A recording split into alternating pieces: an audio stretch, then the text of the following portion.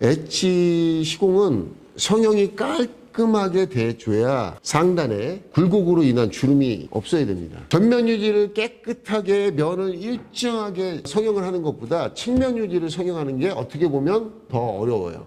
성형 후의 결과물을 보면은 문짝이 더 우글쭈글한 느낌이 들어요.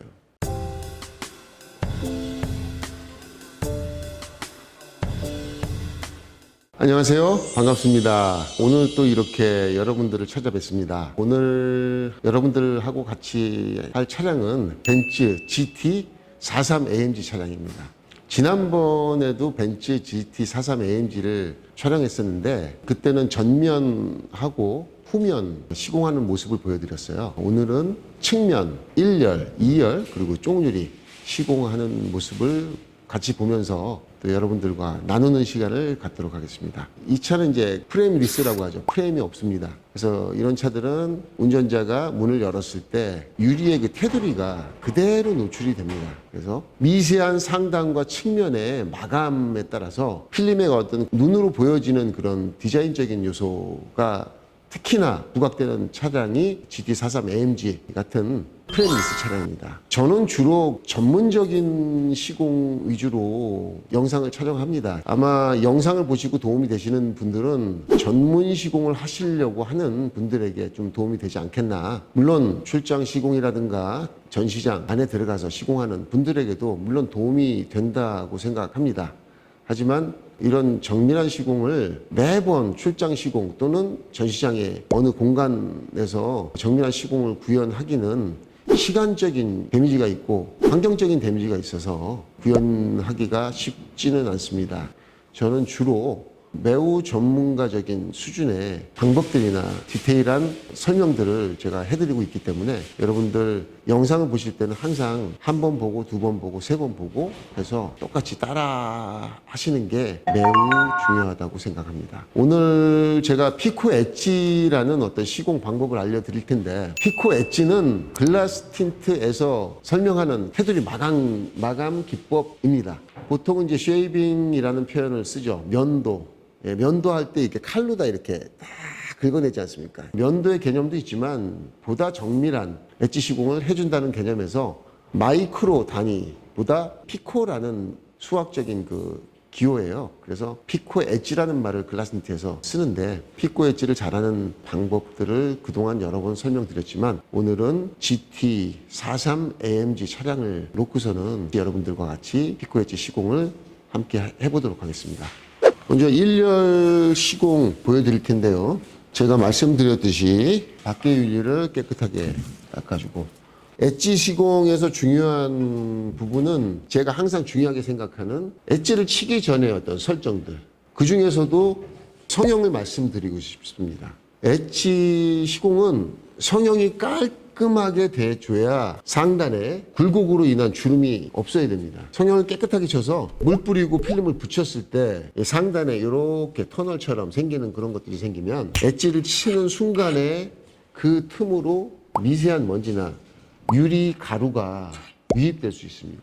저는 지금 엣지를 치더라도 유리 가루가 떨어지지 않을 정도의 조금 정밀한 힘의 어떤 접점, 유리가 가루가 떨어지는지 안 떨어지는지에 대한 그 느낌을 받으면서 제가 그 엣지를 치는데 보통은 아주 원숙한 단계에 가기 전까지는 유리 가루가 떨어집니다. 그래서 엣지를 잘 치려면 성형을 잘 해줘야.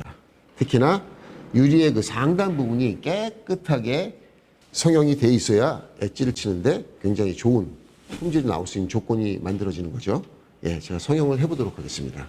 이 스펀지는 항상 깨끗한 상태를 유지해주고 한 이틀이나 3일에 한 번씩은 물에다 깨끗이 빨아서 여기에 비누기가 많이 있으면 안 된다라고 설명을 드렸습니다. 이 정도 양으로 한 번, 두 번 정도. 이 비누죠. 이 비누를 그냥 일반 비누로 쓰시는 분들이 현장 가보니까 굉장히 많더라고요. 이 비누 이름은 정확하게 도보 비누입니다. 도보 비누를 쓰는 이유는 일반 비누보다 물에 잘 녹습니다. 그리고 또 시공한 이후에 청소를 하잖아요. 밖에 유리 청소를 할 때 잘 닦입니다. 그리고 이 분말 가루가 말랐을 때 굉장히 고르게 분포가 되기 때문에 이 도부 비누를 쓰는 겁니다. 일반 비누는 도부 비누하고 성분이 좀 달라요. 좀 가루가 생기지 않아요. 그 비누가 이렇게 유리에다 칠한 다음에 마르지 않습니까? 마르면은 그 미세한 가루들이 미끄러지는 성질이 도부 비누만한 게 없다라는 설명을 드리면서 꼭 도부 비누를 쓰시는 게 좋을 것 같다는 생각에서 말씀을 드렸습니다. 자, 이렇게 제가 지금 3번 문제를 냈어요. 비누를 많이 칠하면 좋을 것 같지만 비누를 많이 칠할수록 많이 미끄러집니다. 특히나 전면 유리 같은 경우는 유리가 크기 때문에 성형을 하는 부위 옆쪽에서 끌어당기는 필름들이 웬만큼 고정이 돼 있어요. 근데 얘는 유리가 짧잖아요. 전면 유리를 깨끗하게 면을 일정하게 성형을 하는 것보다 측면 유리를 성형하는 게 어떻게 보면 더 어려워요. 성형 후의 결과물을 보면은 문짝이 더 우글쭈글한 느낌이 들어요.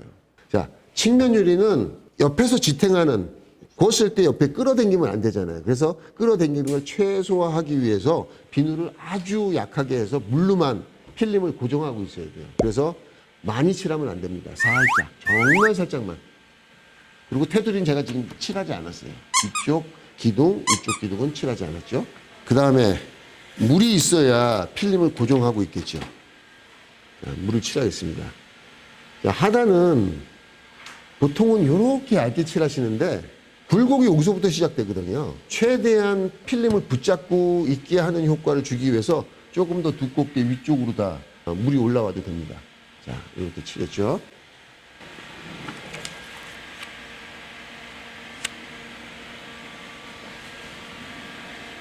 굴곡을 위쪽으로 몰아서 필름을 세팅했습니다. 자, 문짝이라고 해서 히트건의 온도가 400도를 주거나 500도를 줄 필요는 전혀 없습니다.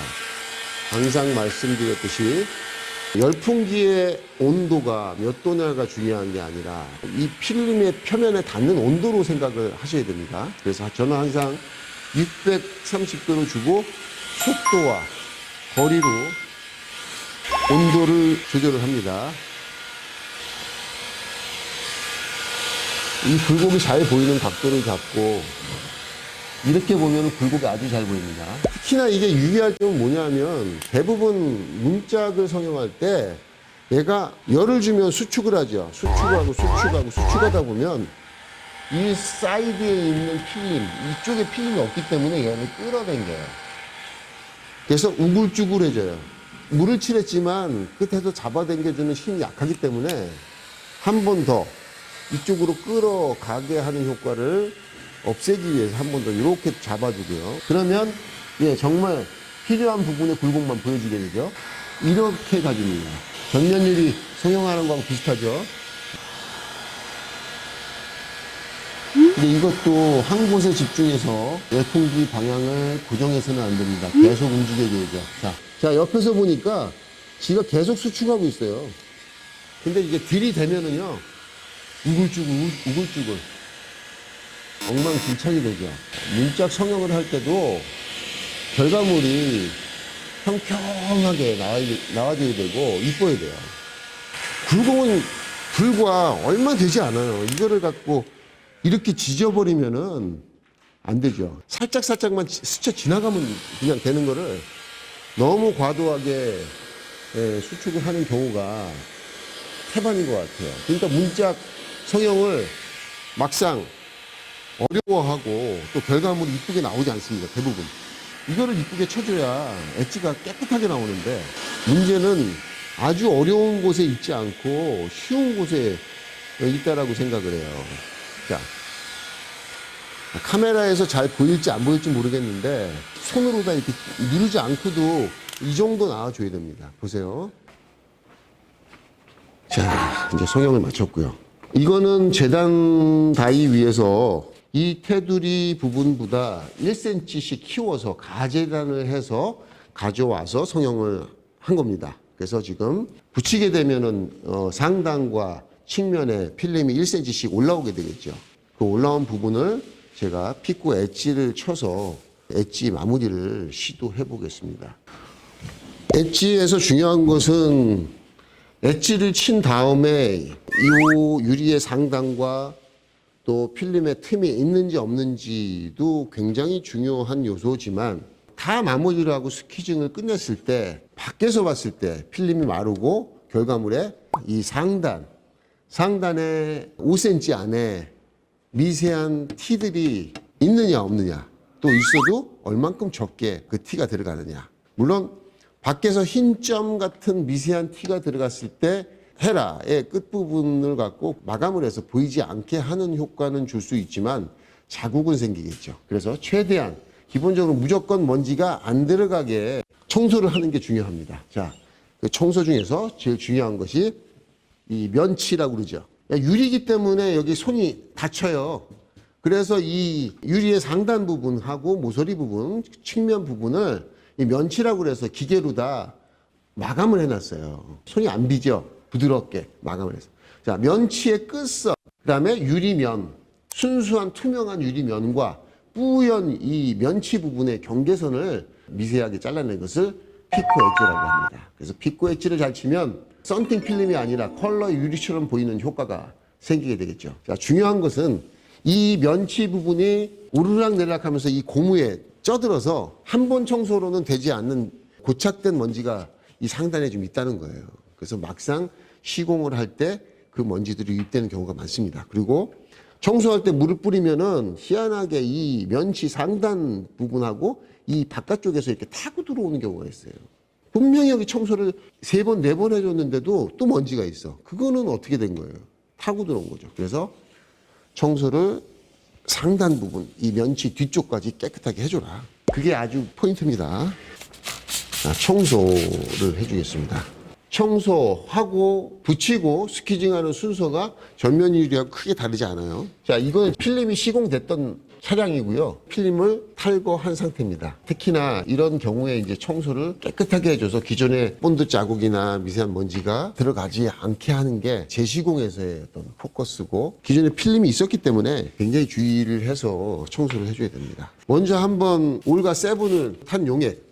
자, 여기서 한 번 더 강조하고 넘어갈게요. 여러분들 아직까지 제 유튜브를 그렇게 보시면서 전문 그 틴트 슬리머, 틴팅 마운팅 솔루션을 쓰지 않는 분들이 아직까지 계신 것 같습니다. 여러분들 샴푸 계열이나 트리오 또 존슨앤존슨에서 나온 탑투토 쓰시면 안 되는 경우도 있고 쓰면은 필름 작업하는데 도움이 되지 않는 그런 경우도 있습니다. 제가 한번 그 올가 7 그 영상 한번 보여드렸죠.